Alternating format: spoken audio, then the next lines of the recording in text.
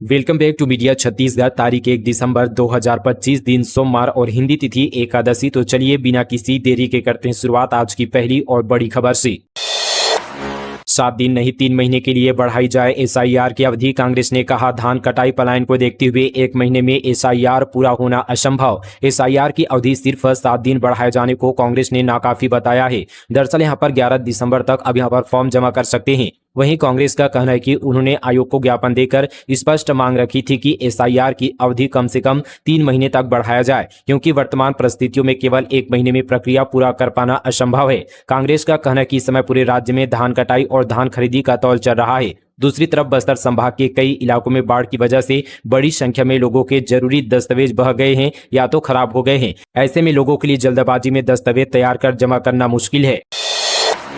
हसदेव अरण्यकेते कोल extension को मिली पर्यावरण स्वीकृति, उठे सियासी सवाल। हसदेव अरण्यकेते एक्सटेंशन की पर्यावरणीय स्वीकृति एक बार फिर से विवादों के केंद्र में है। घने जंगल, आदिवासी ग्राम सभाओं के विरोध और पर्यावरणीय प्रभाव को लेकर उठ रहे सवालों के बीच परियोजना को मिली अनुमति ने यहाँ पर स्थानीय लोगों की चिंता बढ़ा दी है। हसदेव के मसले पर अब सिर्फ ग्रामीण ही नहीं बल्कि संभाग के शहरी लोग भी परेशान हैं। उनका कहना है कि खदान का असर जंगल के साथ साथ प्राचीन विरासत रामगढ़ पर्वत पर भी पड़ेगा। अब इस मसले पर अब सियासत में तेज हो चुकी है। कांग्रेस के वरिष्ठ नेता और पूर्व डिप्टी सीएम टीएस सिंहदेव का कहना है कि एक खदान कम खुलेगा तो कुछ बिगड़ नहीं जाएगा। 11 से 13 दिसंबर तक होगा बस्तर ओलंपिक का संभाग स्तरीय आयोजन, तैयारियों की व्यापक समीक्षा। बस्तर ओलंपिक 2025 के संभाग स्तरीय प्रतियोगिताओं की तैयारियों को लेकर रायपुर में बीते दिन विस्तृत समीक्षा बैठक आयोजित की गई। उप मुख्यमंत्री अरुण साव और उप मुख्यमंत्री विजय शर्मा ने आयोजन की सभी व्यवस्थाओं की जानकारी ली और अधिकारियों को यह सुनिश्चित करने के निर्देश दिए कि प्रतियोगिताएं उच्च स्तर की हो। आयोजन 11 से 13 दिसंबर के बीच जगदलपुर में होगा, जहां जिला स्तरीय विजेता लगभग 3500 खिलाड़ी अपने खेल का प्रदर्शन करेंगे। इन प्रतिभागियों की विशेषता यह कि लगभग 500 नक्सल पीड़ित और पुनर्वासित नक्सली भी यहाँ पर विभिन्न खेलों में शामिल होंगे, जिससे इस आयोजन का सामाजिक संदेश और मजबूत होगा। छत्तीसगढ़ में एसआईआर, सुप्रीम कोर्ट में पिटीशन फाइल। मनीष कुंजाम बोले बस्तर में हजारों आदिवासियों के कट सकते नाम, फॉर्म भरना कठिन, गांव तक नहीं पहुंचे बीएलओ। छत्तीसगढ़ में स्पेशल इंटेंसिव रिविजनल प्रोसेस चल रहा है, लेकिन कोटा से यहाँ पर सीपीआई के पूर्व एमएलए मनीष कुंजाम ने वोटर्स के नाम हटाए जाने की आशंका जताते हुए इलेक्शन कमीशन को सुप्रीम कोर्ट में चुनौती दी है। उनका दावा है कि हजारों आदिवासी लोगों के नाम एनरोलमेंट लिस्ट से हटाए जा सकते हैं। बस्तरिया राज्य मोर्चा के संयोजक मनीष कुंजाम ने बताया कि एसआईआर का प्रोसेस बस्तर की खास जनजातियों के लिए मुश्किल है। 1 नवंबर को चीफ जस्टिस सूर्यकांत और जज माल्या बागची करेंगे। कवर्धा में प्रार्थना सभा को लेकर मचा हंगामा, हिंदू संगठन की शिकायत पर पुलिस ने आयोजकों से की पूछताछ। कवर्धा के रविदास नगर में एक मकान में चल रही प्रार्थना सभा को लेकर बीते दिन हंगामे की स्थिति देखने को मिली। सूचना मिलने पर हिंदू संगठन के कुछ लोग वहां पहुंचे, जिसके बाद माहौल तनावपूर्ण हो गया। मामले की गंभीरता को देखते हुए कोतवाली पुलिस मौके पर पहुंची और स्थिति को शांत कराया। स्थानीय लोगों का कहना है कि पिछले कुछ समय से हर रविवार को मकान में इस तरह की चंगाई सभा आयोजित की जा रही थी, जिसमें अलग अलग क्षेत्रों से आए लगभग 100 लोग, महिलाएं और बच्चे शामिल होते थे। फिलहाल पुलिस पूरे मामले की जांच कर रही है और आयोजकों से पूछताछ जारी है। विवादों में 125 साल पुराने गोल बाजार का मालिकाना हक, भंवर में 960 दुकानदारों का भविष्य। रायपुर के 125 साल पुराने गोल बाजार में किराएदारों को मालिकाना हक देने की योजना अब विवादों और प्रशासनिक उलझनों में फंसकर लगभग ठप हो गई है। वर्ष 2020 में शुरू हुए इस प्रोजेक्ट में 960 दुकानदारों को स्थायी समाधान देने का लक्ष्य था, लेकिन गाइडलाइन दरों में अंतर, विकास शुल्क की ऊंची मांग, दुकानदारों की चौहद्दी निर्माण में लगातार आ रही आपत्तियां और दस्तावेजी प्रक्रिया की धीमी रफ्तार ने इसे यहाँ पर पटरी से उतार दिया है। 4 साल बीतने के बावजूद केवल 15 रजिस्ट्री होना इस योजना की विफलता का सबसे बड़ा संकेत है। बाजार के भीतर स्थित यहाँ पर करीब 480 दुकानों की दरें मेन रोड के बराबर रखने पर व्यापारियों ने विरोध जताया, जिसके चलते प्रक्रिया रुक गई है। India versus south Africa one day match, Congress बोली सत्ता के नेताओं को दिए टिकट, आम लोग परेशान। बीजेपी नेता ने कहा मेरे यहाँ कोई टिकट नहीं आया, भ्रम फैला रहा है विपक्ष। रायपुर में होने वाले भारत दक्षिण अफ्रीका वनडे मैच को लेकर कांग्रेस ने आरोप लगाया है कि टिकटों की खुलकर कालाबाजारी हो रही है और क्रिकेट प्रेमियों के साथ साथ छात्रों को भी टिकट लेने में परेशानियों का सामना करना पड़ रहा है। कांग्रेस संचार अध्यक्ष सुशील आनंद शुक्ला ने आरोप लगाया कि आयोजकों ने बड़ी संख्या में कम्प्लीमेंट्री टिकट मंत्रियों, सत्तारूढ़ दल के नेताओं और अधिकारियों को पहुंचा दिए हैं। वहीं इसके पलटवार में भाजपा प्रवक्ता देवलाल ठाकुर का कहना है कि मैं खुद भाजपा नेता हूं, लेकिन मेरे यहां तो टिकट ही नहीं आया है। कांग्रेस भ्रम फैलाने का काम कर रही है। कांग्रेस का दावा है कि क्रिकेट संघ ने टिकटों को ऑनलाइन बेचने की घोषणा की थी, लेकिन वेबसाइट मात्र 30 मिनट में ही बंद कर दी गई है। जिन्होंने ऑनलाइन टिकट बुक भी की हो, उनको मैनुअल टिकट लेने के लिए इंडोर स्टेडियम बुला लिया गया, जहां हालात और बिगड़ गए। इंडोर स्टेडियम में टिकट लेने पहुंची यहां पर भारी भीड़ घंटे भर लाइन में खड़ी रही, लेकिन वहां भी टिकट काउंटर थोड़े ही समय में बंद कर दिए गए। अंबेडकर अस्पताल में अब जूनियर डॉक्टर मरीज के लिए सीधे सिटी स्कैन के लिए नहीं बनाएंगे पर्ची, यूनिट इंचार्ज के हस्ताक्षर होंगे जरूरी। डॉक्टर BR अंबेडकर अस्पताल में मरीजों की सोनोग्राफी, सीटी स्कैन और MRI के लिए अब जूनियर डॉक्टर सीधे पर्ची नहीं बनाएंगे। यूनिट इंचार्ज कंसल्टेंट के हस्ताक्षर के बाद ही मरीज की सोनोग्राफी और सीटी स्कैन जांच होगी। वहीं अब मरीजों को सोनोग्राफी, सीटी स्कैन और MRI के लिए लंबा इंतजार नहीं करना होगा, मरीज की जाँच उसी दिन होगी। रात 10 बजे के बाद तेज आवाज में गाना बजा तो मांगलिक भवन होगा सील, संचालक के खिलाफ कार्रवाई। दुर्ग के ADM और ASP ने म्यूजिक संचालकों और मांगलिक भवन संचालकों की संयुक्त बैठक ली, जिसमें उन्होंने शादी विवाह के समय तेज आवाज में गाना बजाने और सड़कों पर यातायात को प्रभावित नहीं करने को लेकर निर्देश दिए। ऐसा नहीं करने पर संचालकों के खिलाफ कार्रवाई की जाएगी।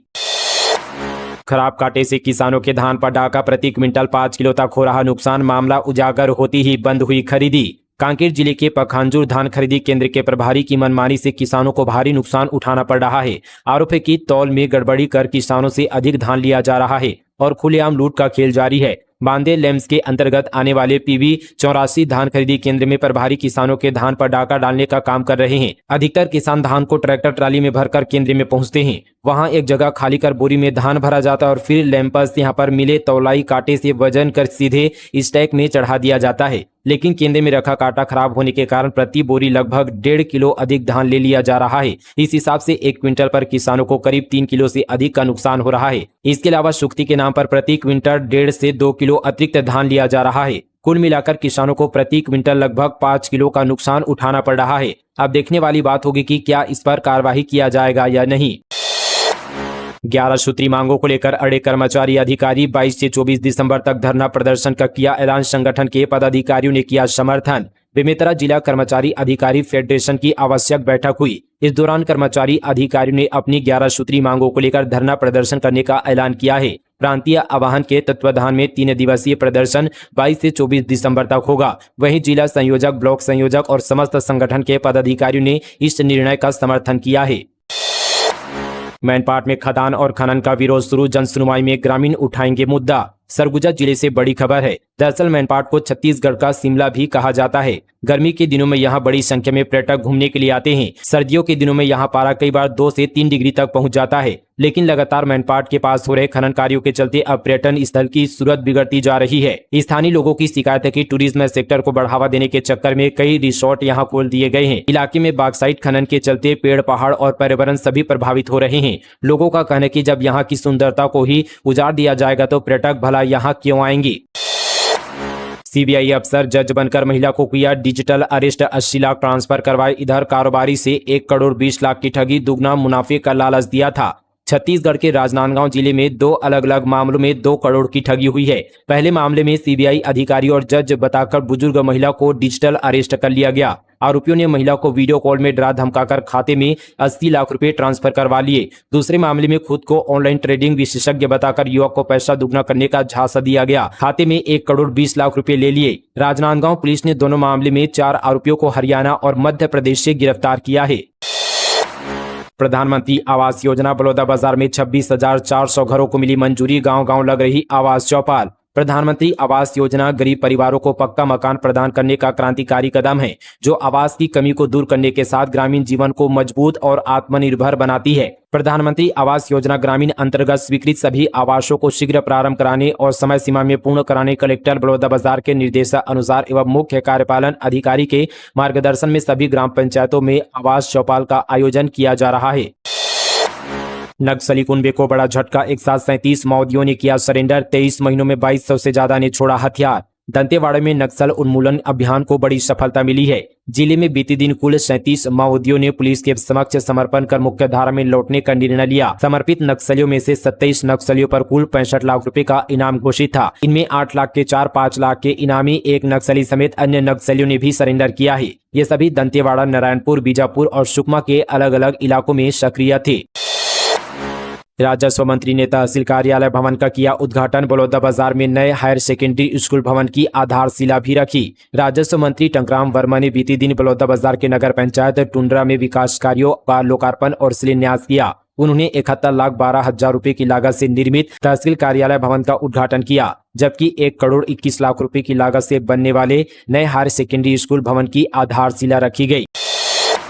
आदिवासी बालक छात्रावास का हाल खुलेआम परिसर में साथियों के बीच धूम्रपान कर रहा छात्र। कवर्धा के पंडरिया ब्लॉक के ग्राम पंडरी पानी स्थित आदिवासी बालक आश्रम का एक वीडियो सोशल मीडिया में तेजी से वायरल हो रहा है। वीडियो में जहां कुछ बच्चे जमीन पर बैठकर भोजन करते दिखाई दे रहे हैं, तो वहीं दूसरी तरफ छात्र टेबल पर बैठकर धूम्रपान करते हुए नजर आ रहे हैं। आश्रम में अध्ययनरत बच्चों की स्थिति कई गंभीर सवाल खड़े करते हैं। आरोप है कि आश्रम में बच्चों की देखरेख भगवान भरोसे ही छोड़ दी गई है। न तो भोजन व्यवस्था पर ध्यान दिया जा रहा है और न ही बच्चों के अनुशासन व दिनचर्या की निगरानी की जा रही है। आश्रम की अधीक्षक की अनुपस्थिति और लापरवाही को लेकर अभिभावकों और ग्रामीणों में आक्रोश है।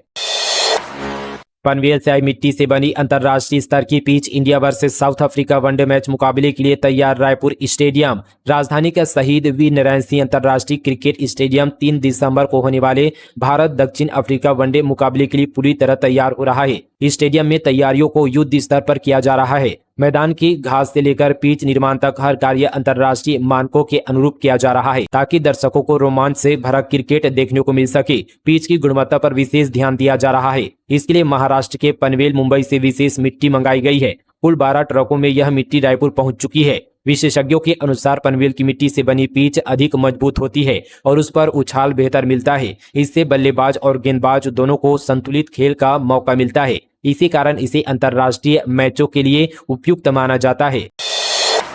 सोशल मीडिया पर दोस्ती झांसे में लेकर बनाया अश्लील वीडियो, धमकी देकर ले गया झारखंड युवती के बात करने पर वीडियो किया वायरल, आरोपी गिरफ्तार। जसपुर में फेसबुक पर दोस्ती के बाद भरोसे का फायदा उठाकर युवती का अश्लील वीडियो बनाकर सोशल मीडिया पर वायरल करने की धमकी देकर अपने घर झारखंड ले गया। 3 दिनों तक अपने साथ रखा। इसी दौरान युवती नानी की तबीयत खराब होने के बहाने घर लौट आई। इसके बाद आरोपी बार बार कॉल कर अपने घर आने का दबाव बनाता रहा, लेकिन युवती ने बात करना बंद कर दिया। गुस्से और बदले की नियत से आरोपी ने युवती के नाम से फेक आईडी बनाकर उसके यहाँ पर अश्लील वीडियो सोशल मीडिया पर वायरल कर दिया। युवती की शिकायत पर पुलिस ने आरोपी के खिलाफ महिलाओं से जुड़े अपराधों की धाराओं में मामला दर्ज कर जाँच शुरू कर दी है। पुलिस ने पथलगांव में आरोपी युवक को गिरफ्तार कर न्यायिक रिमांड पर जेल भेज दिया है। आईडी ब्लास्ट में जख्मी आरक्षक दुर्गा से मिले विजय शर्मा, कहा बस्तर में बिछी हर आईडी इंसान और जानवर सबके लिए मौत का जाल। सुकमा के गोगुंडा पहाड़ी पर हुए आईडी ब्लास्ट में महिला आरक्षक गंभीर रूप से जख्मी हो गई है। जख्मी कांस्टेबल मुचाकी दुर्गा का हालचाल लेने के लिए बीते दिन डिप्टी सीएम अस्पताल पहुंचे। आरक्षक मुचाकी दुर्गा का रायपुर के निजी अस्पताल में इलाज चल रहा है। डिप्टी सीएम ने डॉक्टरों से कहा कि आरक्षक का बेहतर से बेहतर इलाज किया जाए। पीड़ित परिवार को भी हर संभव मदद देने के निर्देश डिप्टी सीएम ने दिए। बेमेतरा के सरकारी ऑफिसों का 9 करोड़ 82 लाख बिजली बिल बकाया, नगर पालिका की देनदारी सबसे ज्यादा। विद्युत विभाग के संभागीय कार्यालय से मिली जानकारी के अनुसार संभागीय कार्यालय के भीतर कुल 308 विभाग का 9 करोड़ 82 लाख रुपए का बिल बकाया है, जिसके लिए संबंधित विभाग को विद्युत विभाग के द्वारा नोटिस भी जारी किए जाने की तैयारी की जा रही है। बकाया बिल का भुगतान विद्युत विभाग को मिल सके, स्थानीय विद्युत विभाग के द्वारा लगातार बिजली बिल की बकाया राशि को लेकर अभियान चलाया जा रहा है। डीजीपी कॉन्फ्रेंस भगोड़ों को भारत लाने पर बनी स्ट्रैटेजी, पीएम बोले एआई और डेटा ड्रिवन सिस्टम से चलेगी पुलिसिंग। महिला सुरक्षा के लिए देश भर में बने एक प्लेटफॉर्म। आईआईएम नवा रायपुर में 60वीं all India DGP IG conference खत्म हुई। इस दौरान पीएम मोदी ने यहाँ पर कहा कि यह कॉन्फ्रेंस देश की सिक्योरिटी स्ट्रैटेजी को बदलने के लिए एक प्लेटफॉर्म के तौर पर काम करती है। पुलिस को अब जनता और युवाओं के बीच भरोसे की एक नई इमेज बनानी होगी। पीएम ने कहा कि महिलाओं के खिलाफ क्राइम को रोकने के लिए डायल 112 जैसा एक देशव्यापी प्लेटफॉर्म बनाया जाना चाहिए। देश में भविष्य की पुलिसिंग एआई, फोरेंसिक और नेट ग्रिड और डेटा ड्रिवन सिस्टम से चलेगी। साथ ही भगोड़ों को विदेश से भारत लाने पर भी रणनीति बनी। उन्होंने यहाँ पर आतंकवाद, ड्रग्स का गलत इस्तेमाल, साइबर क्राइम और महिलाओं की सेफ्टी जैसे मुद्दों पर एक तेज और ऑर्डिनेटेड स्ट्रेटेजी की जरूरत पर भी जोर दिया। साथ ही कहा कि विजन 2047 की तैयारी में पुलिसिंग और अकाउंटेबल, सेंसिटिव और मॉडर्न बनाने की जरूरत है। नंदनवन चिड़ियाघर से 38 पक्षियों की चोरी का आरोप, ग्रामीणों ने थाने में की शिकायत, वन मंत्री को लिखा पत्र।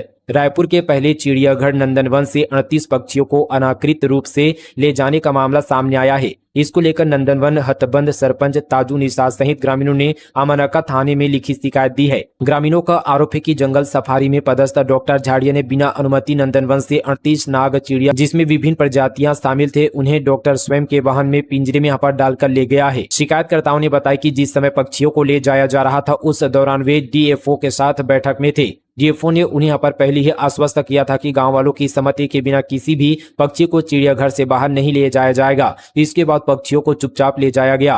ग्राम पंचायत की ओर से यह भी बताया गया कि जब इस मामले में नंदनवन प्रभारी से पूछताछ की गई तो उन्होंने कहा कि उन्हें इस संबंध पर कोई जानकारी नहीं है।